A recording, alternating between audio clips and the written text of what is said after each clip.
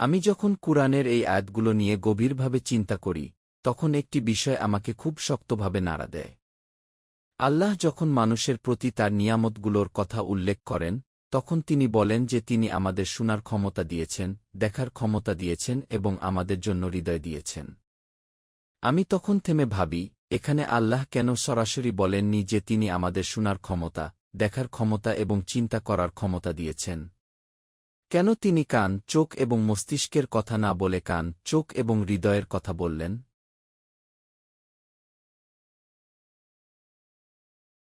আমি অনুভব করি, এর মধ্যে অত্যন্ত গভীর একটি শিক্ষা লুকিয়ে আছে।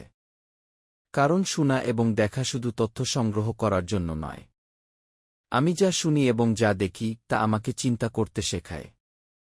কিন্তু সেই চিন্তার চূড়ান্ত উদ্দেশ্য কেবল বুদ্ধিবৃত্তিক সিদ্ধান্তে পৌঁছানো নয়, বরং সেই সিদ্ধান্তগুলো আমার হৃদয়কে পরিবর্তন করবে।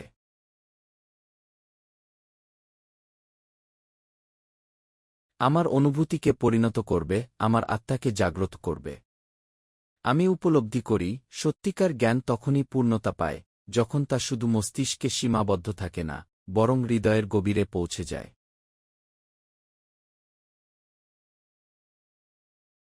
আমি যখন এই বিষয়টি নিয়ে আরও গভীরভাবে ভাবি, তখন বুঝতে পারি যে কুরআন মানুষের মধ্যে একটি সুন্দর ধারাবাহিকতা তৈরি করে। প্রথমে আমি শুনি, তারপর আমি দেখি, এরপর আমি চিন্তা করি। কিন্তু সেখানে যাত্রা শেষ হয় না। সেই চিন্তা আমার হৃদয়ের উপর প্রভাব ফেলে। আমার অনুভূতি বদলে যায়। আমার ভালোবাসা বদলে যায়। আমার ভয় বদলে যায়। আমার আশা বদলে যায়। আমার জীবনের উদ্দেশ্য বদলে যায়।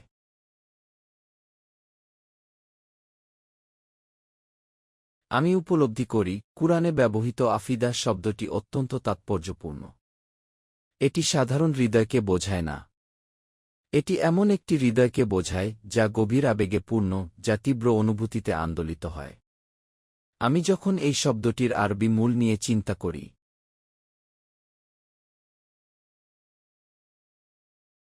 তখন দেখতে পাই এর সাথে আগুনে ঝলসে যাওয়া বা উত্তপ্ত হয়ে ওঠার ধারণা জড়িত। যেন এমন একটি হৃদয় যা কোনো অনুভূতির কারণে ভেতর থেকে জ্বলছে।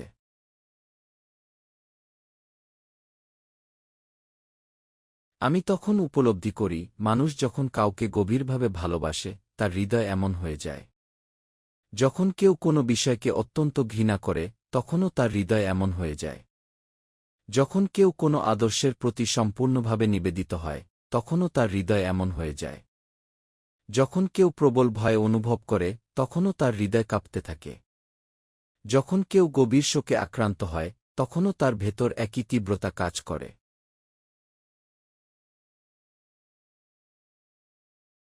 আমি অনুভব করি, সাধারণ আবেগ এবং তীব্র আবেগের মধ্যে পার্থক্য আছে। মানুষের স্বাভাবিক আবেগপূর্ণ অবস্থাকে একভাবে প্রকাশ করা হয়, কিন্তু যখন সেই আবেগ গভীর, শক্তিশালী এবং জীবনের চালিকাশক্তিতে পরিণত হয়, তখন কুরআন তার জন্য বিশেষ শব্দ ব্যবহার করে। আর আল্লাহ এখানে সেই বিশেষ শব্দটিই ব্যবহার করেছেন।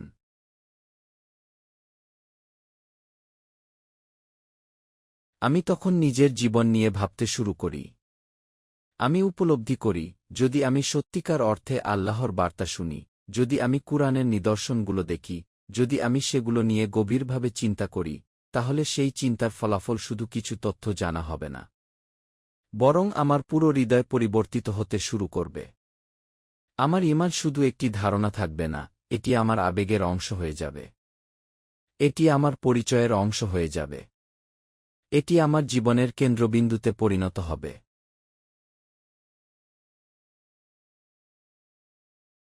আমি অনুভব করি, একজন মানুষ যখন ইসলামের সত্যতাকে গভীরভাবে উপলব্ধি করে, তখন সে আর দিনকে একটি পার্শ্ববর্তী বিষয় হিসেবে দেখে না।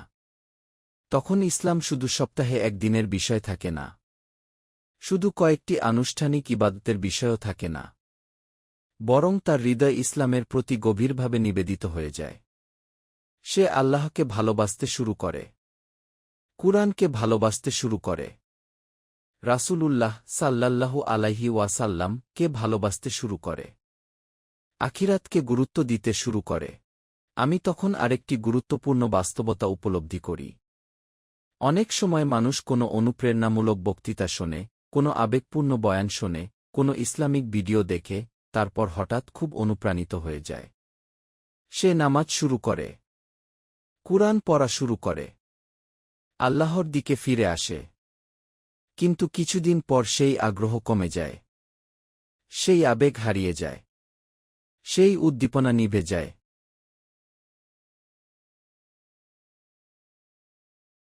আমি তখন নিজেকে প্রশ্ন করি, কেন এমন হয়? আমি উপলব্ধি করি, কারণ অনেক সময় আমরা আমাদের আবেগকে খাদ্য দিই, কিন্তু আমাদের চিন্তাকে খাদ্য দিই না। আমরা অনুভূতিকে জাগাই, কিন্তু জ্ঞানকে বাড়াই না। আমরা অনুপ্রাণিত হই, কিন্তু শিখি না। আমরা আবেগপ্রবণ হই, কিন্তু গভীরভাবে চিন্তা করি না।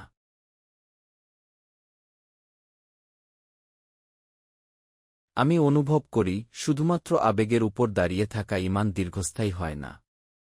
কারণ আবেগ স্বভাবতই ওঠানামা করে। আজ আমি খুব অনুপ্রাণিত হতে পারি, কাল হয়তো সেই অনুভূতি কমে যেতে পারে। আজ আমি অনেক উৎসাহ নিয়ে ইবাদত করতে পারি, কিন্তু যদি আমার জ্ঞানের ভিত্তি শক্ত না হয়, তাহলে সেই উৎসাহ ধীরে ধীরে দুর্বল হয়ে যেতে পারে।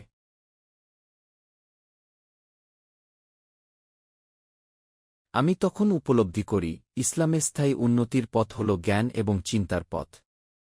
আমি যদি নিয়মিত কুরআন নিয়ে চিন্তা করি, আমি যদি আল্লাহর নিদর্শনগুলো নিয়ে ভাবি, আমি যদি দিন সম্পর্কে শিখতে থাকি, আমি যদি আমার উপলব্ধিকে গভীর করতে থাকি, তাহলে আমার হৃদয়ের আবেগও স্থায়ীভাবে শক্তিশালী হতে থাকবে।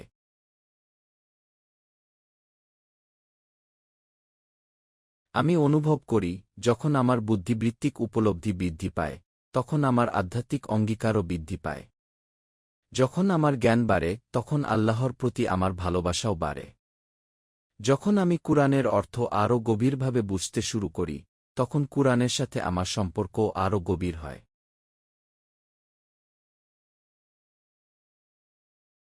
আমি উপলব্ধি করি, একজন মানুষের ঈমানকে স্থায়ী, শক্তিশালী এবং জীবন্ত রাখার জন্য শুধু আবেগ যথেষ্ট নয়। প্রয়োজন চিন্তা, গবেষণা, প্রতিফলন এবং শিক্ষা।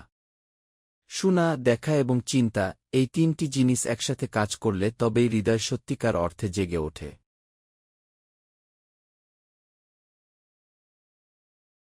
তখন আমি নিজের জীবনকে নতুনভাবে মূল্যায়ন করি।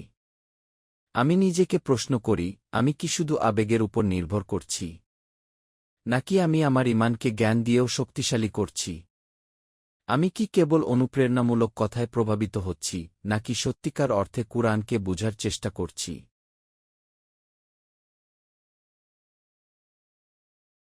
আমি অনুভব করি, আল্লাহ চান আমার হৃদয় শুধু সাময়িকভাবে উত্তেজিত না হোক, বরং স্থায়ীভাবে আলোকিত হোক। তিনি চান আমি শুনি, দেখি, চিন্তা করি এবং তারপর আমার সম্পূর্ণ হৃদয় দিয়ে তার দিকে ফিরে আসি।